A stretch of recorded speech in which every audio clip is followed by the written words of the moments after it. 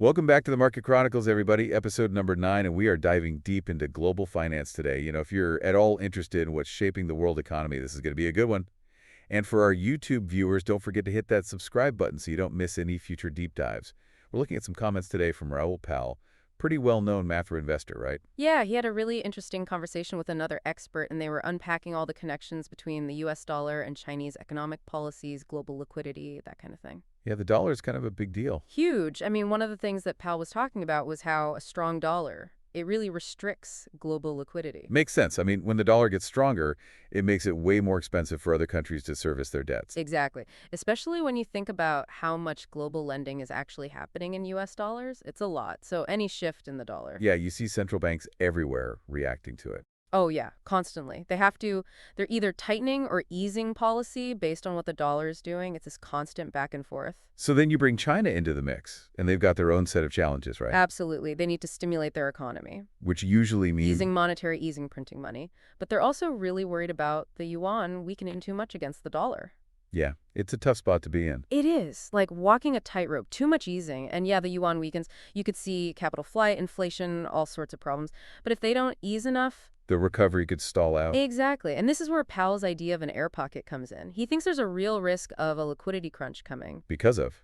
Well, he points to a couple things, the Fed, obviously, but also what the Treasury's doing, how they're managing the U.S. debt. It's fascinating. He uses some pretty interesting terms, too. Not QE. Right, not yield curve control. Yield curve control. Basically, what he's saying is that the Treasury is being sneaky. They're finding ways to inject liquidity without it looking like QE or yield curve control. So how are they doing that? Think of it this way. They're playing around with the maturity structure of the debt. They issue more short-term debt, which floods the market with cash in the short run. Yeah. But down the line, when that debt matures, they'll need to roll it over, and that's where things could get tricky. So it's a temporary fix? Seems like it.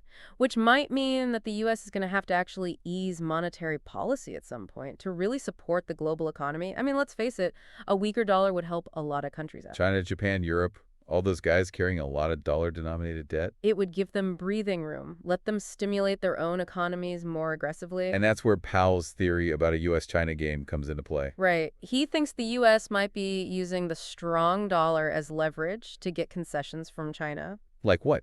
Could be anything, increased purchases of U.S. treasuries, maybe more cooperation on trade, who knows?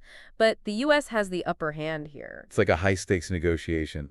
Exactly. And it reminds me a bit of the Plaza Accord back in 1985. That was when they agreed to weaken the dollar, and it led to a big wave of global easing. History doesn't always repeat itself, but... It often rhymes. Oh, and get this, Powell even suggested this idea of defense bonds. Basically, the U.S. would encourage its allies, Europe, Japan, Saudi Arabia, to buy more U.S. treasuries. But framed as what? Like a contribution to global security. Exactly. It's a pretty wild idea when you think about it. It would be a way for the U.S. to finance its military spending, but also prop up demand for U.S. debt. And of course, a weaker dollar would make it easier for those countries to buy in. Yeah, but would they actually go for it? That's a big question. Right. What would it mean for the dollar as the world's reserve currency? There are a lot of unknowns. It's a risky move, for sure, but it shows you how much power the U.S. has with the dollar. Oh, yeah. But it's not all sunshine and roses. The strong dollar, it's putting a strain on the global economy. For sure. And Powell and this other expert, they were pointing to some pretty clear signs that this liquidity squeeze is already happening. Yeah, they talked about the reverse repo market drying up. Which basically means... It's where financial institutions park their excess cash overnight, and when that market shrinks, it's a sign that liquidity is tightening up. And they also talked about the bond market, like how strained liquidity is there. Which can have a big impact on borrowing costs for governments and corporations. It seems like the Treasury's game plan of pumping trillions of dollars into the system through short-term debt, it's hitting a wall. Yeah, and you have to consider who's actually holding all this U.S. debt now. It used to be foreign investors, but now... Hedge funds. A lot of it. Which is kind of worrying because hedge funds, they're notorious for their short-term outlook. They could pull out at any moment. Exactly. It just adds another layer of volatility to the whole thing. So what's the bottom line here? I mean, the dollar, it's creating winners and losers. Definitely. And it's pushing these economic superpowers like the U.S. and China into this weird game of chicken. Nobody wants to blink first. And understanding all of this is so important if you're trying to make sense of what's happening in the world of finance and investment. This is the stuff that really matters. Yeah, it really makes you think, doesn't it, about how fragile everything is. It does. And that's what I love about these conversations. They force you to look beyond the surface. To really dig into what's driving the global economy. Yeah.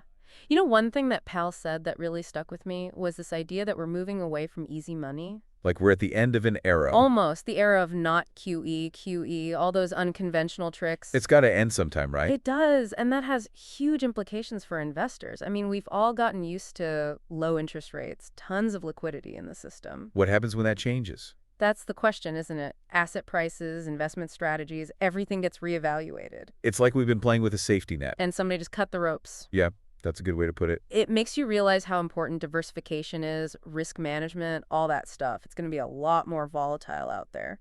For sure. We can't just assume that the past is going to predict the future. No way! The rules of the game are changing all the time. And as Pal was saying, a dollar, it's at the center of all of this. It is. It doesn't matter if it weakens like he thinks it will, or if it stays strong. It's going to have a huge impact on everyone. The dollar is the one thing that connects all these economic and geopolitical problems we're facing. It really is. So to everyone listening, as you're out there navigating the world of finance and investing, remember what we talked about today. Don't just follow the herd. Don't chase the hot trends. Understand the fundamentals. That's how you make smart decisions. That's how you survive in this crazy global financial system. Thanks for joining us on this deep dive. It's been fun. Until next time, keep learning, keep exploring, and keep questioning everything.